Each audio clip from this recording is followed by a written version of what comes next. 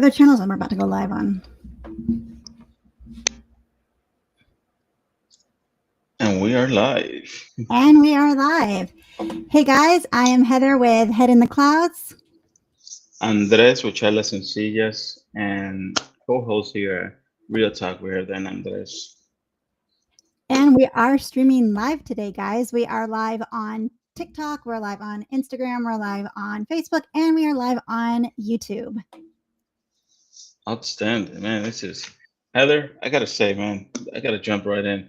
Last week we had so many things going on in our schedule that on Tuesday you took over, you did the podcast by yourself. On Thursday you had a couple of things over. I had the podcast, and I invited Jesse to have a conversation about cold calling. But we're back together, and I'm excited for this week, Heather. We have so much great stuff to share. So man, it's good to be back, huh? It is. It is. It was funny how it worked out last week. How Tuesday you were like, "Hey, can you do it alone?" I'm like, "Yeah, no problem." And then Thursday I was like, "Hey, remember how I did Tuesday by myself?" Guess what? I can't today.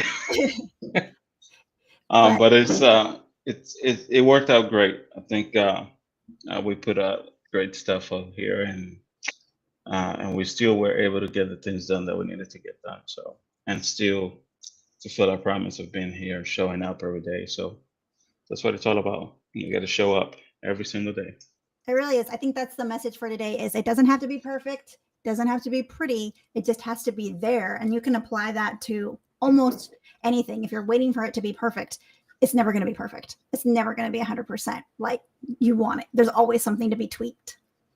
Absolutely. I'm actually based on that right now. I'm going through a book they call the 1% rule, right? Just getting 1% every single day, 1% better. It's never gonna be perfect. Sometimes we're not gonna get the outcome that we want, but as long as we keep trying to get better, at least 1% every day, you know, uh, you just gotta show up to do that. You do. And you're actually at a new construction site today. Yeah, I had a friend of mine that works for a builder, Davidson Homes. Uh, asked me if I can step in to cover for Sunday, Monday, and today. So yeah, I'm at a new construction site, covering here. Hopefully, we get some good traffic coming in, get some buyers, help them out. Some great product out here, some great, amazing, incredible houses at a very, very great price. So uh, it's incredible to see what 350, 360K can get you in one state compared to what it can get you in some other states. Because man, this property in some states is over it's over $1 million easily. Oh yeah. And you, Even sometimes just different parts of the state in general can be a huge difference in price of a house and what a house will go for.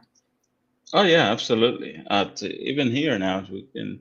I've been living in this area for almost 3 years now, 2.5 years, um, 2 years, 8 months or so, and I've been visiting. My brother was living here prior to me moving to this area, and I've been visiting the area for about 5 years. And man, it's incredible to see the change in this area, the development, how much it has grown from apartment complexes to new construction homes, companies moving into this area, and also see the increase in prices on the property. Uh, if you talk to anyone that has been living here for more than 5 years, they could tell you that it's going crazy. You know, and hey, it's great for the state, great for the economy here. So tell us about the new construction homes that you're at now. Are they um, slabs? Are they basements? What's going on with those homes? No basement here, it's a slab. This particular model that I'm in is a 4 bedrooms, 2,700 square feet. You know, very very open floor plan. In the first floor, you have the multi-use room where I'm sitting at now, which is an office at the moment. Very open, very airy. The windows, top to bottom, very elegant. It looks very homey and comfort, right? And then upstairs you have the 4 bedrooms, including the master bedrooms. No family room upstairs. but all their bedrooms have a decent size. So it's 4 bedrooms, 3.5 bath. Master bedroom, of course. One of the bedrooms upstairs has a bathroom in itself, and then you have the additional bedrooms in between the two bedrooms. It's not exactly in Jack and Jill because we don't have access uh, through, um, but the bathroom is right in between them, and of course the laundry room upstairs. So it's very comfort, very good flow to the property, good energy, nice large windows. So it has a lot of natural lights. It's a really good product, especially for the price at around 358, 360. So uh, it's great property actually. That is nice. Is it downstairs kind of an open floor plan or is it more closed off? Offer open floor plan. If as you come into the left of the property to the main entrance, you have this room right here, which is the office. Straight ahead, you have to the left. After this, you have a half bathroom, and then you have a full open floor plan where you can look at the landscape and see the living room, kind of a breakfast dining room in the middle, and then you have the big island uh, with the kitchen there. So it's pretty smooth. I wish I could. I might have to pick up my laptop and switch the camera around so that I can show you guys. I'm sure if I'll be able to switch the camera to the other side here. I'll try to figure it out. And if I can, I'll switch that over and walk you guys over. So I yeah, like and I like that's closed floor plans. I know I'm probably like the only one. I'm very old school, like obviously old fashioned looking things. So if it looks haunted, I would love it. I'm not a fan of the open floor plan, but that seems to be all the rage these days. Everybody wants that open floor plan.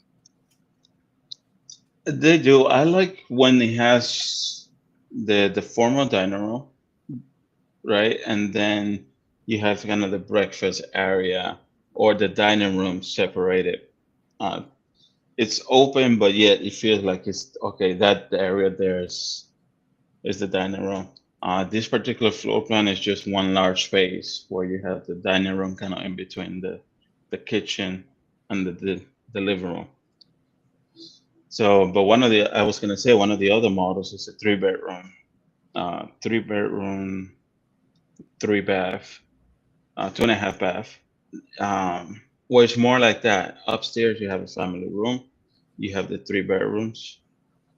Downstairs you have it's open floor plan, but the dining room kind of feels away from the living room, and you have the living room by itself. And it's a 3 car garage at around 328, 2,200 square feet. That's a good deal for a 3 bedroom. That is a Yeah. good deal. And the second floor, like I said, has a family room, the 3 bedroom, and it's kind of sort of has two family rooms. One of them you can turn into a bedroom by putting a door, but it's more like two. It's like a family room and a game room upstairs on top of the 3 bedroom. So it's good use of the space up there with a 3 car garage.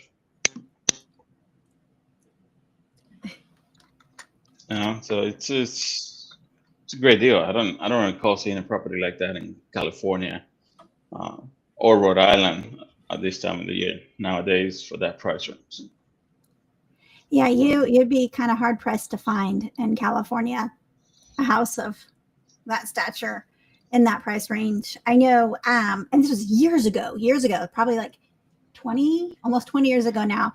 My mom always has this story that she likes to tell about how they bought the house originally in California, and it was a big house, nice house, pool, in Upland, and they bought it for I want to say like around 300 something when they purchased it.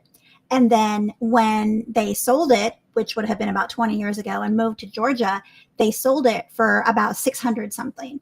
So when they sold it, my mom was like, I always wanted to live in a $500,000 home. I just never knew it was the one I was living in.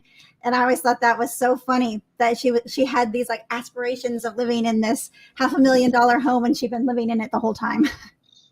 That's it. Just show you the expectations we have of what a $500,000 property is, and $1 million property is in a mansion, right? Yep. Because you in that perspective, you wanted $1 million home, but did not realize that her property was over $1 million get conditions and where she was at. Um, but we have this vision. Okay, this is my dream home. Like, man, it's like my wife. My wife always tells me she wants a big house, and I'm like, how big of a house do you want, really? Oh, at least 4,000. Let's say 4,000 square feet. And I'm like, okay, that's pretty big. Are you gonna be throughout the house all day, every day? Because when you decide to clean up the house, man, yeah. Like, who's going to be cleaning? Who's going to be cleaning this house?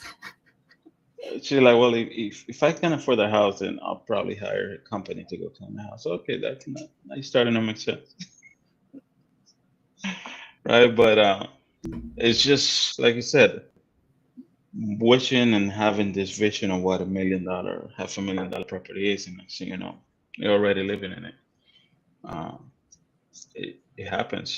It happens rather quickly, and we very unexpectedly, you know. It does. So yeah, when it comes to home buyers, imagine, you have a vision of what $1 million, $500,000 property is, and okay, I want this type of property. Next thing you know, that property that they envisioned for $500,000 is now 1.5 million. Like, okay, got to pull myself back a little bit.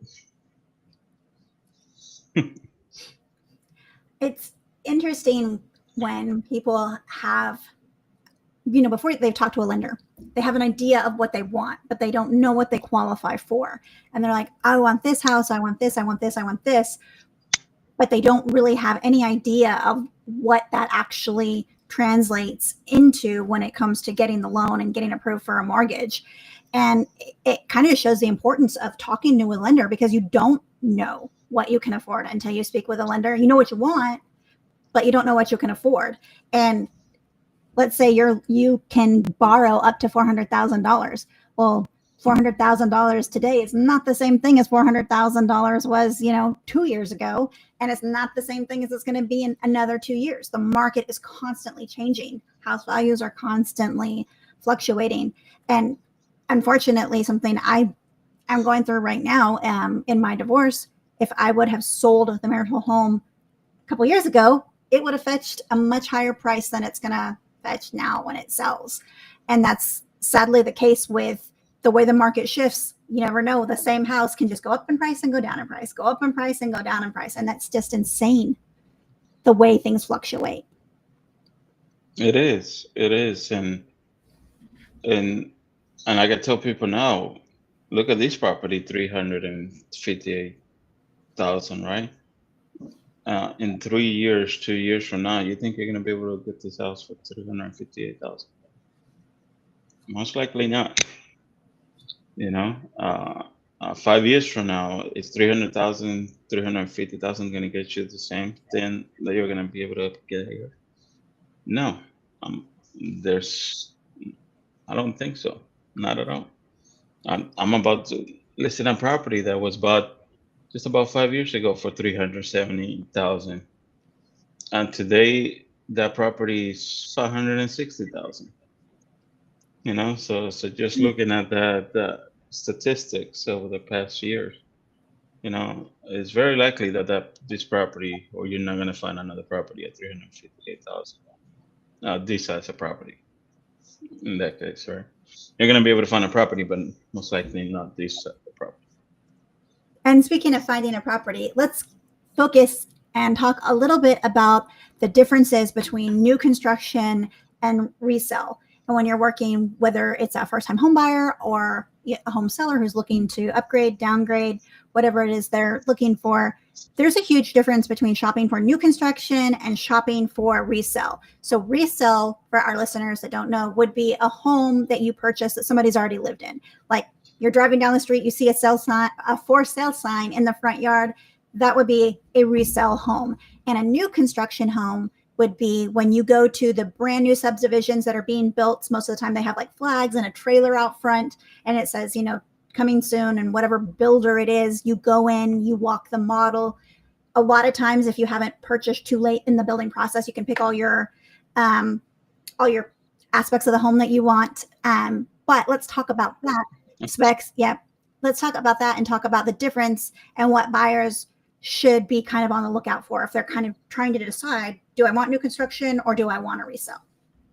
Let's start with the cons, I guess, of a new construction, and then we'll go into the cons of a resale. Look, even when you walk in a new construction site, you already see someone resell properties already in the neighborhood. Right on the street where I'm at, there's about 3 properties that are for resale, and I had someone on Sunday say, "Hey, can we see those property?" I'm like, "No, that's a whole different vendor right now." But I think what some of the pros I definitely see is, look, everything is new in the property. You have a 1-year warranty, builder's warranty on any structure on the property, and then all your appliances, you have the manufacturer warranties on it. So you can definitely look into that. There's nothing that you need to do on the property. Move-in ready. Those are pros. Those aren't cons. Those are good things. Oh, I thought we were going with the pros. Oh, well, let's go with the pros. Since that's what we're doing, let's go with the pros. Pros. So yeah, The home warranty, ready to go. Everything's new. There's really nothing to look into it as far as cons, right? Because property is ready to go. One thing that you have to pay attention to is, I always say, space between neighbors. And I have to step out for a second because I have somebody at the door. See? Go ahead. See what happens? Yep. Go ahead. That's the money phone or the money door. Go answer. And I'll keep going, and I'll talk a little bit about the cons and pros of the new construction. So like Andres was saying, the pros is that, yes, everything's new. You got your new appliances. Nobody's lived in the home. So if you're a germaphobe and you're like, I need everything to be like completely clean, nobody's lived in the home. So you're not having to worry about any type of mess, contamination, or anything like that, the history of the house, because it is brand new. However, just because it's brand new doesn't mean that there's not a history in that house.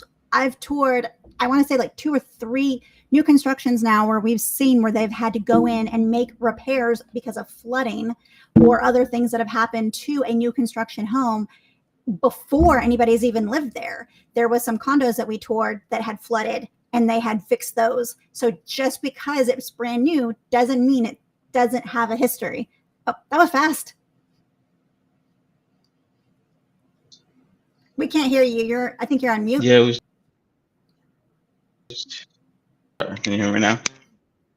Hear me now? I can hear you now. Yeah. Yep, we can hear you. Just another agent coming by for some water. Gotcha. So today, Andres, I know we'd mentioned this earlier, but today he is sitting at the new construction site. So he may have to pop in and out like that so that he can talk to buyers that are coming in to look at the new constructions. And then hopefully later today, we'll get a tour of the home, and we can post that later, like a different video. We can post some of the new constructions that he's at. And if you guys are interested in those new constructions, then hit up Andres and he can help you out with that. One of the cons I was thinking right now, and I don't know if it's the same way for you in Alabama or you're a specific builder that you're at right now. However, in Georgia, so if you're a resale buyer, you have what's called earnest money. You put your earnest money down, and that's basically to show you have skin in the game. And what you do is you put this money down, and then you have a due diligence period. And during that due diligence period, you can do your home inspection, and you have a window of time to change your mind. And if you change your mind within that set time frame that's agreed upon by both parties, and you decide, I don't want this house after all, you get your earnest money back. You don't lose that earnest money unless you're after that time frame. If you're after that time frame and you change your mind, then you risk the seller keeping your earnest money because compensation for taking their house off the market and basically wasting their time. Now, some new constructions out here don't do earnest money. They do deposits, and those deposits are non-refundable. So you always have to make sure, if you're an agent and you're working with a client who says, I want to go do new construction, I want to look at new construction. If they like one, you want to make sure you know, A, is this a deposit, and is this deposit refundable? Because I have had clients, even though I explained to them, hey, this is a deposit. We're putting this deposit down. It's non-refundable. They're like, okay, got it. Then they decide to go a different direction and they lose that money. And I've gone to bat a couple of times trying to get the money back for them. I think one time we actually did get some of the money back. The other times, no, they signed a paper. It's a deposit. You're not getting it back. So is it like that there in Alabama? Yeah, it is. And depending on the incentives they may have going on at the time, sometimes some new construction, all you need is $500 earnest monies to get things going. Now, of course, if you're selecting one of the models already built, right, ready to go. But if you are building from scratch, then there's a set of 3 other deposits. For this particular vendor, there's a set of 3 other deposits that are taking place when you start selecting all the specifications of the property, right? And I know every vendor slightly changed the quantity and the process, so it's very important to learn those details from each vendor as you're going and handling those conversations. Because, like you said, you don't want to lose that deposit if you're going past that grace period that you have to cancel the contract. So I think that's why it's so important with a buyer to sit down from the beginning and determine exactly you know what it is that they're looking for, because of course things happen that are out of our control, but you want to take all measurements beforehand to ensure everything goes smooth. And if you need to step out for any reason, you already have something in place to Correct. to help them out. Also, with new constructions, most new constructions have what's called preferred lenders, which are their lenders that they partner with, and they want you to get pre-approved with their lenders. One thing I've run into here in Georgia is I'll have my buyers that have their own lender, or they're using the lender that I work with, and they're pre-approved with that lender. We have that pre-approval letter, and they want to use that lender. They formed a bond with that relationship with that lender, and they're like, hey, this is my lender. I want to use this lender. At the new constructions, sometimes they charge a deposit or a fee to use an outside lender. So whenever I'm calling new constructions to make sure we can see the models, get the keys, whatever, I always ask, is the deposit refundable? And is there a deposit or is there a fee to use your own lender? Most of the time there is. I've run into most of the time there is a fee to use your own lender, and it can be quite hefty sometimes, very, very hefty to use your own lender. Now, they give you a lot of incentives to use theirs. You'll get money back. You'll get things with the house in the form of for the house and the closing and stuff, not just like, hey, here's money. But there are incentives, so I'm not necessarily saying it's a bad thing. However, you always need to get your pre-qual from your lender and then get one from the ones at the new construction and look at them side by side and see, are the incentives that they're giving you worth whatever's in that loan agreement, or are you going to actually just be paying more in the long run going with their preferred lender? So just make sure you have an agent that can sit down and say, hey, this is what's going to be best for you in the long run, because that's what it's about. What it's about is making sure that the client is in the best position possible, whether that's going with the new construction lender or whether that's going with another lender. You got to step out for a second. Hold on. Yep. Good. See? Hey, make that money. Make that money. Most people, when they go to new constructions, don't have their agent with them. A lot of them will go and say, oh, I have an agent, but most of the time they're just kind of like driving through somewhere and they see a new construction site, so they go inside.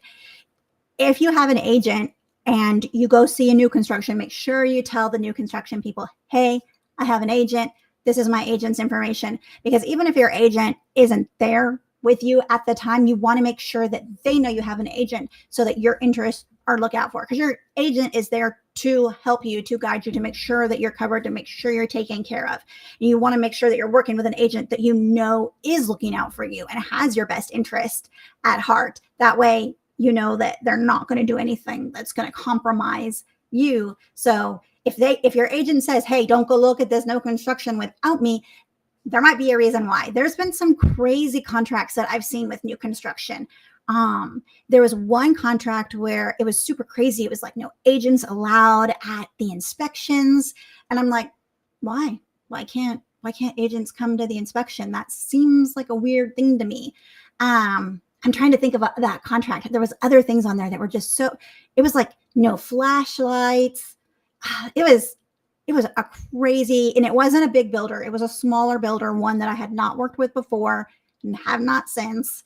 It was just crazy, the things that were on this contract. And me personally, I always like to read every single contract, every single word. I know a lot of people just sign things. I always tell our buyers, I'm like, don't sign anything until you send it to me. So if your agent tells you that, it's not because they're being like controlling or critical. They're like really trying to make sure that you're taken care of. When we're working new construction most of the time handles the contracts and the paperwork. We don't do that as agents. Now in a resale, we do. So in a resale, I would write, if I'm working with the buyer, I would write the contracts and I would send them over to the other side. With the resale, a lot of times it's them that does the contracts and then they send them to you to sign. They don't always send it to your agent first. I always say, hey, send me the contracts first and I'll send them on to my clients. Doesn't always work out that way. Sometimes they just send things straight over to my clients. So I always tell my clients, don't sign anything, send it to me, let me read it, let me make sure it's okay. And then we can send it to you to initial once everything's good, because we might, or initial and sign, everything's good, because we might have to make some adjustments. And new constructions are negotiable. People think that they're not. They are. Not as much as resales, but they are negotiable, because everything is a no unless you ask. If you don't ask, it's a no. So I actually learned that is really interesting. A new construction was my second deal as a real estate agent. And at that time, a lot of people had the mindset that new construction were not negotiable. You just went in, you paid the price, and it was like going to the store. You basically go in, this is a sticker price, and this is what you pay. And that's just how it was. Well, I guess out of like being naive, because I was a baby agent and I didn't know anything yet. And my client wanted a new construction. We went and looked at the new construction and they gave us the price. And she's like, yeah, I don't really want to pay that much for this. And I was like, okay, no problem. So I was just telling them, hey, this is what she'll pay and this is what we would like. And we would like this, this, this, and this.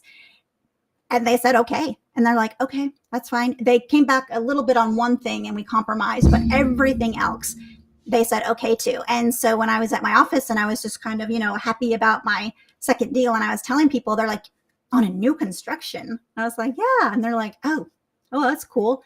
Now I think it's more, but it was a crazy time in real estate at that point. I became an agent right when nothing you learned in real estate school mattered anymore, because everything was just crazy. So it was a different time. But I'm stuck on that contract that I'm trying to think of all the crazy things in there so I can give you guys more examples. It was insane.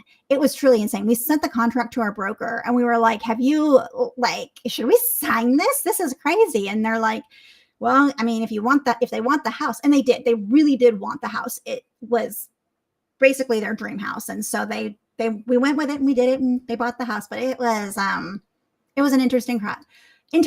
Thank God everything worked out. Because it was crazy. And if you're an agent and you're ever not sure about a contract and you're looking at a contract and you're like, I don't know what this means, or I'm just kind of confused about this, send it to your broker. Just send the contract. If you're in a coaching program, send it to your coach. If you're not in a coaching program, send it to your broker, your team lead. Just send it to somebody that you know that you think, hey, can you just lay a set of eyes on this and tell me if you think it's good or not? Better to ask somebody than mess up your client's investment, because you don't want that. But let's get back over to the new constructions. And I know I'm kind of talking a lot about the negatives, and I wouldn't actually say they're negatives. I would say they're more like warnings, or like just so you knows. You're back, Andres. Yeah, sorry, we had some one of the builders in the area.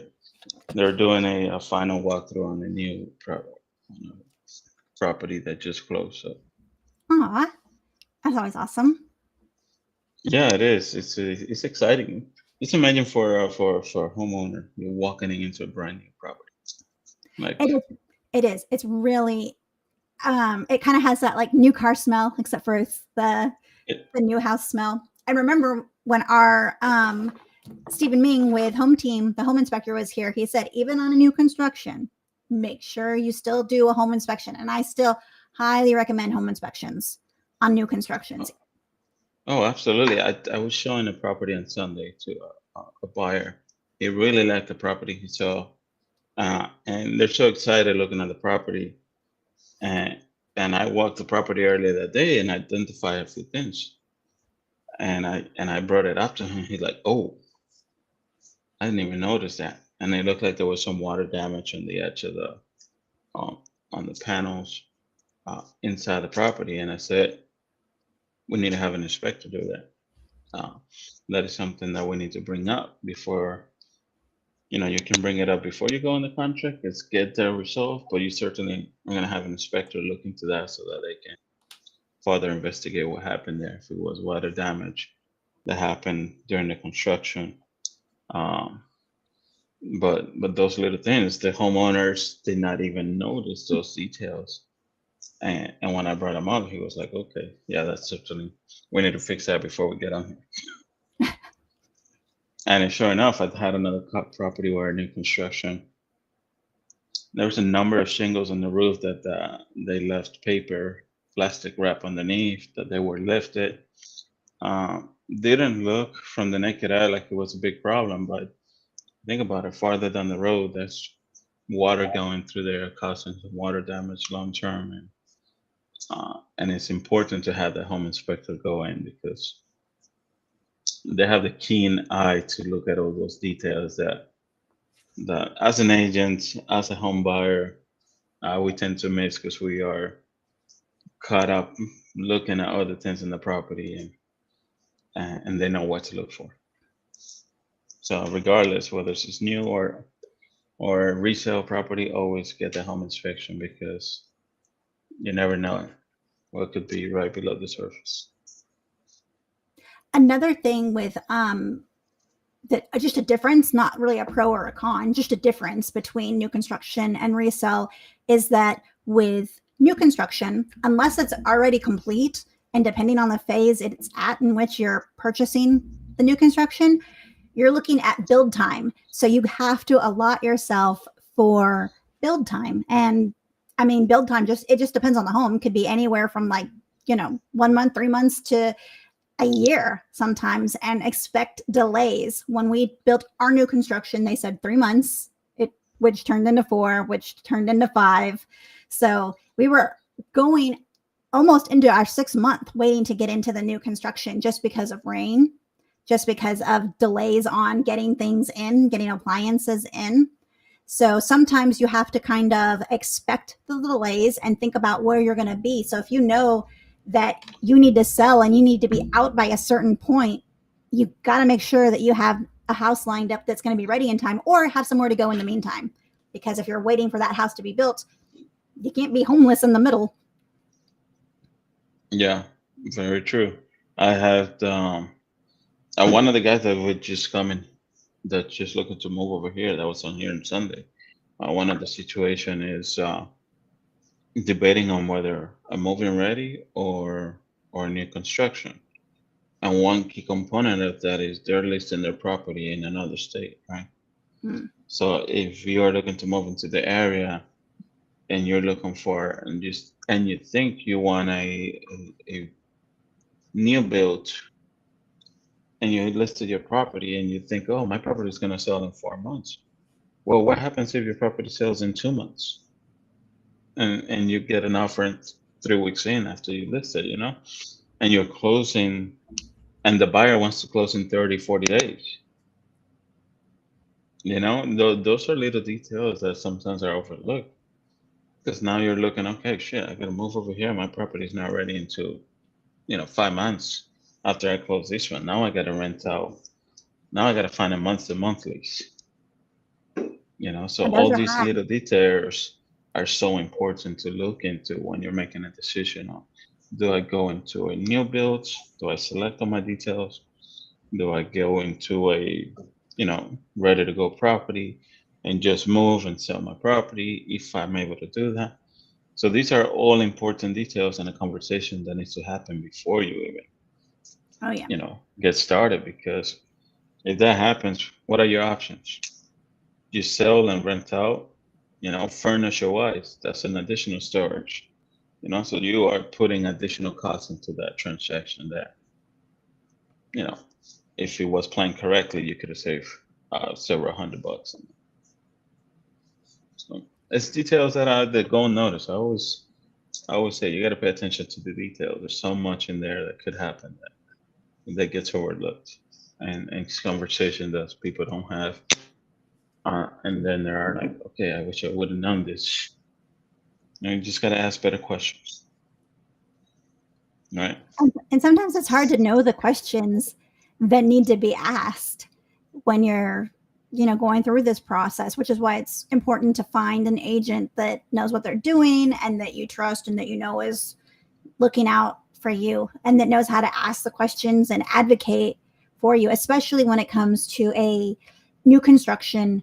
A lot of times, you'll have people will go into a new construction and okay, and I'm nothing directed at you because I know you're the agent sitting there right now today. But a lot of times people go in and they're like, oh, the agent there was so helpful. And I'm like, yeah, of course they were for the builder because they're the builder's agent. Like, yes, they're going to show you around. Yes, they're going to give you the tour and they're going to, be, but they're not your agent. Do you ever kind of run into that working on a buyer side of it, Andres, when someone's like, oh, I went and I saw, the agent at the new construction and they seem great. And then they kind of feel like they have two agents. They have you and the other agent at the site. That's exactly what happened on Sunday. Like, the agent was here representing the person, right? I had somebody else. The person had more question about a specific bill, like, no, they're moving from out of state, they're selling the property, they like a property that's here right now. But the question was, do I get into this one because I still got to sell my property first before I purchase one? But does it make sense for me to start a build, right? And they're asking some questions, and I step aside, I'm not representing the builder, one of the representatives of the builders here, and I'm looking at the situation, and I'm like, look, and I started asking questions on behalf of that buyer because I knew the questions that he had, but he couldn't put them out there. He was not able to get those questions out there, and what the agent wasn't even thinking about this. And I'm like, look, the question in place is, if he were to get on the contract with this property, can he step out? What is the grace period to step out of the contract? Because it's all depending on the sale of his property. All right. And if he does start a new build, is he losing his deposit? Because of course he doesn't know the time frame and when his house will sell. So at the moment, this property makes sense, but he doesn't want to commit to it because his property is not on the contract yet. So there's different variables, different ways to approach that. And both the lead, the buyer, and the agent were like, okay, not asking the right questions in that perspective. So I opened the door for that, and then they dive in and get all the answers they needed. But it was questions that they were. I could tell that there was some confusion into what are the next steps because of the current situation. They certainly want the house, they want to move in, but it's all dependent on the sale of that other property. So it's those little details that come to hand, and then same thing, that other property that I know that has some water damage on there. Mhm. They sell one particular corner, and I'm like, look, go to the other rooms. It's spread out through the whole side of the house. So that is a concern that you guys need to bring up to the builder and make sure you get an inspector. I'm not here I'm representing the builder, but I'm also thinking of your best interest of the person buying the house. So you got to look at all the details and make sure that whoever you're working with, you get an inspector and they check all of these areas. So yes, to answer your questions,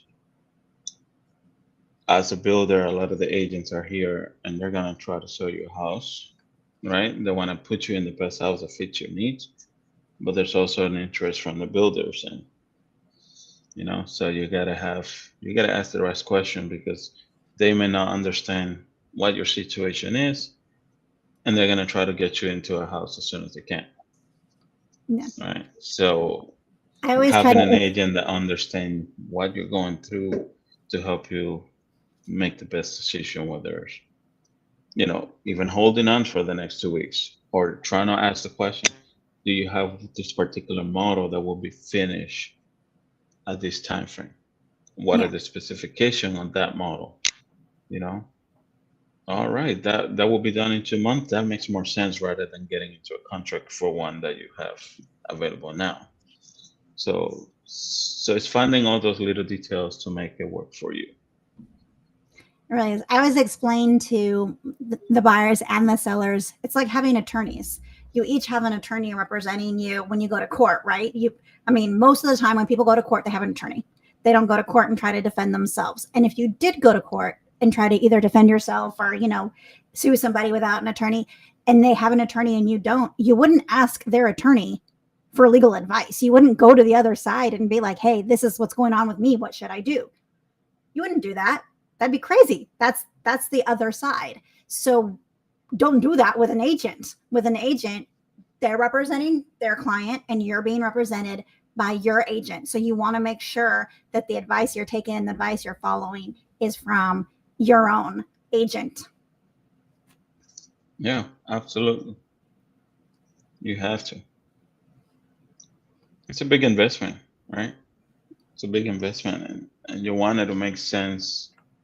And when you move into the property, and like I said a few weeks ago, a few weeks, months down the road, a month, a year down the road, 2 years, 3 years down the road, you want to feel like you make the right decision always, like you're in the right space.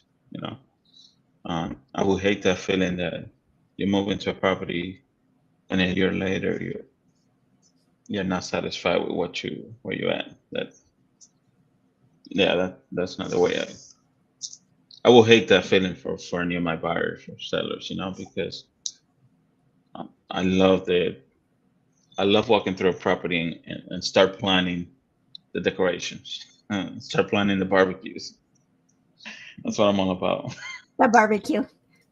Yeah, let's make it happen. You need to I'm down start for that telling project. everybody that buys a house in the new construction, they have to invite you over to the barbecue. You're going to be like just eating every weekend at the new construction. You're gonna Seriously, tell Ellie, you're like, I'm working, and you're gonna networking, right? So and I just ask her, hey, do you have any plans for the next couple of weeks? I'm planning a weekend. Mastermind. Uh, and she was like, okay. one thing I've had people tell me So about new yeah, construction too is I've had people that have bought new construction and say, oh, well, my agent didn't do anything for me at the new construction. They didn't really help me at all for the new construction. Or they say, I don't need an agent when I look at new construction because I look at the house and all we do is sign the paperwork. And to that, I would say you probably had the wrong agent, or they just didn't tell you what they were doing when they were doing it.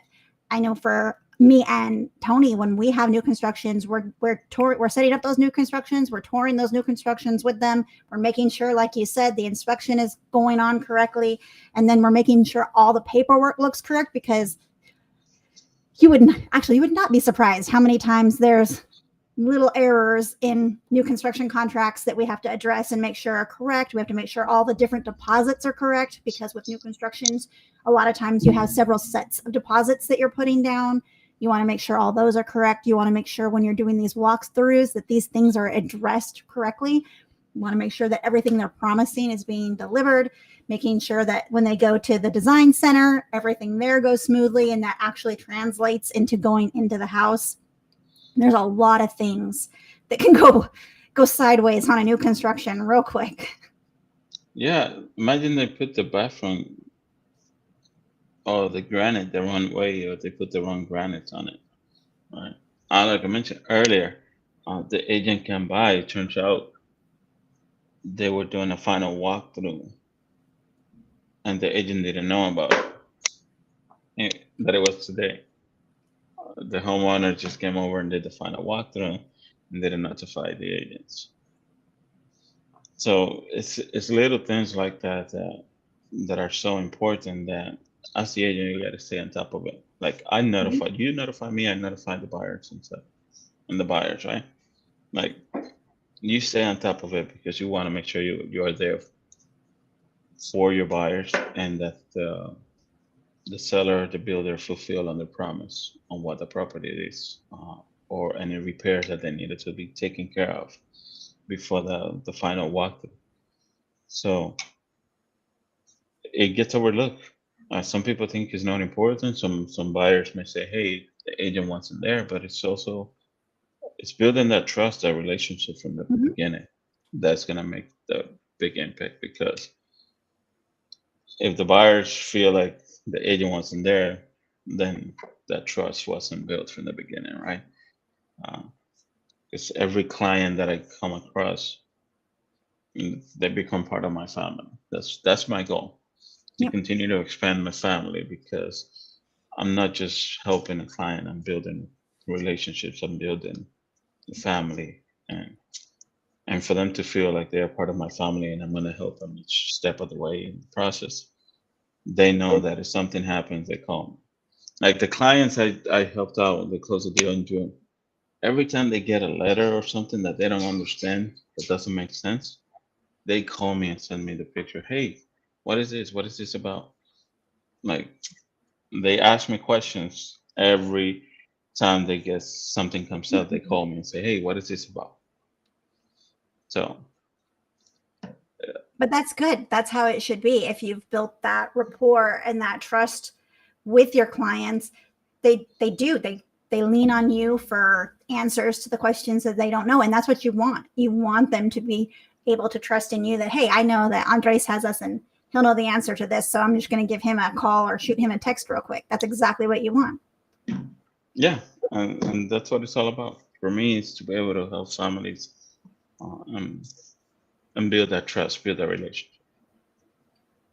And new constructions are beautiful. I feel like I was very like this, and this about new constructions, but no, I think new constructions, if that's like I've bought a new construction, if that's the route you're wanting to take with the new construction, just make sure you're careful about it. You know what you're getting into when you get into it. You have an agent that you trust looking out for you, and that you know all of the due dates for all the deposits, you know all the steps along the way, all the things that you have to go to. It's an experience. It's I wouldn't say any more or less stressful than a resale. I think the stress of buying a home is the stress of buying a home. It's just a different experience because it's new. But definitely some of the most beautiful homes that I've seen have been new constructions. Again, not the style that I particularly like, but they are very beautiful. Absolutely. And like I said, I'm gonna put the video up. We're gonna put the video of the current property that I'm in, and then I'll share the link of the vendor in this neighborhood, so anyone interested can and take a look at what 360,000 can get you here, right? And Heather, I know we've been diving into new construction and things, but I wanted to take a moment to dive into what we're talking on Thursday, because we have a special guest coming in Yes. Thursday, and that will be Phyllis Jenkins out of Dallas, Texas. She's going to be great. She has a nonprofit organization there, um, and I can't wait for you guys to dive in, because this is something that is right on the money, right on the line with why we decided to do this podcast, right? Mm-hmm. And that is to not only talk about real estate and be able to help buyers and sellers in the real estate space, but also to share the stories, share our stories, uh, uh, different moments in our life that are so impactful, that are not only to us that at the time sometimes didn't make sense whatsoever, right? But the farther down the road, we can reflect back on that and see how that particular event influenced our decision to down the road, and now it makes sense. Now it's like, okay, that's why, you know. And I know she's gonna dive into what her organization is, how her story got her to that point, and how her organization is helping other people share that. So I'm excited to hear what she has to say. Excited to share that with you guys because just having a conversation with her yesterday was so impactful, and, and man, it's incredible to hear other people's stories. It really is. And if you guys are interested in being a guest, being spotlighted, showing what your business is, showing your small business, your big business, your entrepreneurship, whatever it is that you've got going on. Like we said before, you show me a business and I can show you a way it relates to real estate. So whatever business you have, we have the links connected. Go ahead and fill out an application if you would like to be a guest and appear on Real Talk with Andres and Heather. And we would love to hear about you and your business and what you guys do. It's really magical when something that she shared yesterday, and I'm probably gonna bring it up on Thursday. Um, and I heard these before on listening to some podcasts and motivational aspect. Alex Hormozi said these once is people don't relate to the end goal on what you have accomplished. People relate to your journey, right? People are inspired by your journey on what it took you, all the obstacles, all the dragon that you slayed to get to where you're at today. And I'm all about that because there's so many things that happen in my life, I could say, and things that I don't quite remember vividly, and I remember some aspects of it that I could have easily head in many different directions, complete opposites to where I am today. Um, and along the way, I know there's people that have gone through the same thing, people that are probably going through situations like that. Uh, and it's not to say that I had a horrible childhood. Right? Not of that. I'm so grateful in so many ways for things that happen, because it's who I am today. You know. So, but Heather, what's one story, one short story that you could share that that, that didn't make sense when it happened, and you can reflect back today and say, "Man, okay, I'm glad it did the way it did." Um, so okay, well, one story that I haven't told on here before, I don't think, is that when I was growing up, I wanted to be in the Air Force Academy.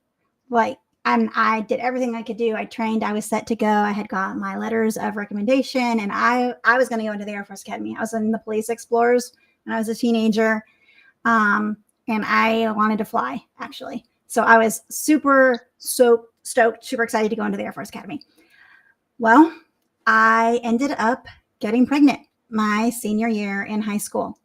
So you can't take your baby with you to the Air Force Academy.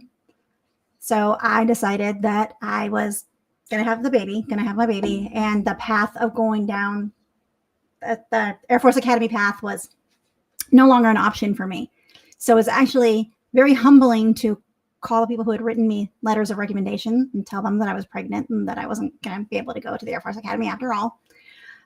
And at the time, it didn't really, I was a teenager and I was upset that my path of what I wanted to do in life was now not going to happen. However, now looking back, I wouldn't change anything. I have an amazing daughter. She's married to an amazing man, and they have two beautiful little kids. They have two beautiful babies. So I have two grandbabies. And just my life with Belle has been so amazing and just put me on a completely different path than I would have been on. So it's insane how a teen pregnancy was something that did not make sense at the time. But now it's my life, and I would not change any of that. That's awesome. And And I can imagine the frustration during some of those early years where you're like, you know, man, why'd I do this? Why'd I do that? And you wanted the Air Force so badly, right? I did, but It's it sometimes I think you don't always get what you want, but you end up getting exactly where you need to be in life and exactly the path. I think God put me on the path I needed to be on. Belle yeah. is such an amazing person. This world would not be the same without Belle. So I am so glad that I actually did have a teen pregnancy because it gave me her, and I wouldn't have her without that. There you go. It's awesome. I have What about you? similar Yep. similar story with the service actually, because I did join after high school. I joined the National Guard in Rhode Island. I I went to Fort Knox, Kentucky for a boot camp, and in the process, uh, I was doing well, like that's passing on all my tests. I got all my, and on the final qualification for the weapons, and my son's like, "Man, you suck. You couldn't even qualify." But on the final qualification, I did not qualify with my weapon. I was having problems. My weapon jammed. I was frustrated, so I missed the mark by about 4 shots. Like prior to that, I was doing good. I almost expert, two shots away from expert. So they set me back 4 weeks, and sent me to another platoon rather than allowing me to just qualify with the other platoon and graduate with my class. They completely sent me back a whole month. So I joined the platoon. I met some great friends, incredible people. Um, and next thing you know, 2 weeks later, I had somebody else that, they take away my weapon. They assign my weapon to somebody else. He tried to qualify again, and guess what? They determined that my weapon was missing the firing pin. So it's no fault of mine the reason I didn't qualify. He was given another chance to qualify again and graduated with their class. I was frustrated. I'm like, why didn't they give me another chance? And right away they sent me back to another platoon. Well, it so happened that because they sent me back, my unit back in Rhode Island was deployed, because I missed the graduation time and the time frame to go to my MOS training and graduate in time to deploy with my platoon. I stayed back with my rear detachment. Right, my rear detachment is a small group that stayed back in Rhode Island at the time. So I didn't qualify, and my platoon, my unit in Afghanistan at the time had some casualties.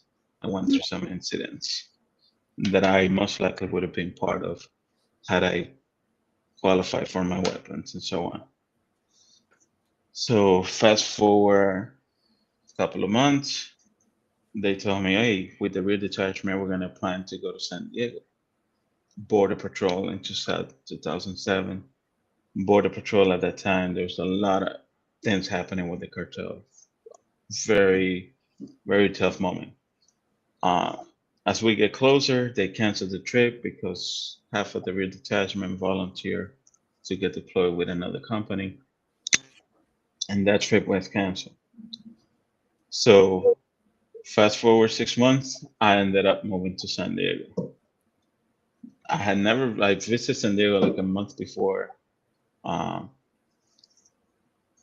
but I made the decision to move over just like that. And I said, you know what? If things don't work out, I still have a year in the service. I'm gonna switch over to active duty and just go off. Um, that whole year that I was here in San Diego, my first year in San Diego, got my citizenship. I knew exactly what the unit was, and all they kept saying is like, "Oh, we can't find your paperwork." And I'm like, "Okay." They called me up like 2 weeks before my contract was due the following year. Hey, you're gonna show up for the next drill. We got you in the system. I'm like, my contract expired 2 days after the drill. There's nothing for me to show up. And they're like, no, I'm good then. So for me, I always wanted to make service my, like, I was gonna commit 100% to it.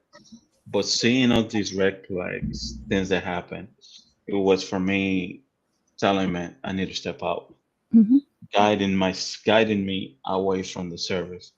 And my son now, he's in the service. You know, I my brother went into the Marines. My younger brother, I encouraged him to be in the service because it's a great aspect. If you commit to it 100%, so much do you learn from it. But the way things happened for me, it wasn't meant for me to be in the service. So I didn't keep pushing, for me to be part of it. So as it drove me out, I just kept myself out of it. But I am so grateful for the things I learned there and the people that I met there, because it was so impactful. And I keep saying it, attention to the details, something that I got from there, because those details make a difference. And I applied that same rule with everything that it taught me and guided me out. Attention to those details that are pushing me out of certain situations, and take it for what it is. It definitely seems like there was a hedge of protection over you. But I know that was frustrating when you're like, as I'm Oh, sure it was like double frustrated. One, when you didn't qualify with the weapon, and then two, when you found out that it wasn't even your fault. The other guy got the second chance, and you're like, what the hell? I, yeah, when I took the test with the other company, I passed on the first try. And even the sergeants, my training instructors, were saying, why didn't they let you take the test with somebody else? They were like, why they send you over here? You passed everything so far. Normally they allow you to take the test with another company. They just didn't. They put me back for 4 weeks, which set in place all the other things that happened along the way, which um, I am grateful for. It happened the way it did. So, but yeah, at the moment, is oh man, I was frustrated because I had relationships in that platoon and with that team. I had things that I wanted to accomplish. Uh, I wanted to get back home. My dad was going through some stuff at the time, and I had a lot of pressure on me wanting to get back home and help him out. But setting me back was a very tough spot. But I learned to appreciate those things that happened how they did. But very frustrating in the moment. But yeah, it's one of those things. Like I said, our stories can be so impactful, and we get to hear more about Philly's story on Thursdays. And again, if anyone that's listening want to share their stories, please plug into us. Let us know. Fill the form, and we'd love to have you here as a guest and hear your stories, because uh, not only can we learn from each other, but we can also inspire others. Yes. I'm super excited for Thursday to hear Phyllis's story. And I'm really excited to hear from the community and just be able to put out there members of the community and what they're doing. And it's a great way for you to just get in front of people, to grow your reach, grow your network, and let us hear your story. Absolutely. Absolutely. And I think that's about us for today here on Real Talk with Andres and Heather. Don't forget to like, share, follow, and subscribe. Do you have any last minute parting words for us today, Andres? Man, thank you. Thank you for everyone that keeps following us. Thank you the ones that are subscribing, for listening to us as we continue this journey on this podcast, and continue to learn from one another. I'm excited to bring more, continue to bring value, continue to hear other people's stories. So thank you for plugging in. I look forward to Thursday. Hope you guys can join us. And we're going to open up the room so you can ask Phyllis questions. And although we have it for 30 minutes, uh, we'll try to keep it as long as we can so we can answer some questions. And I'm sure she'll be excited to have you guys on board and have the audience for some questions. So excited for that. I think so. All right, guys. Thank you so much. And we will see you guys on the next one.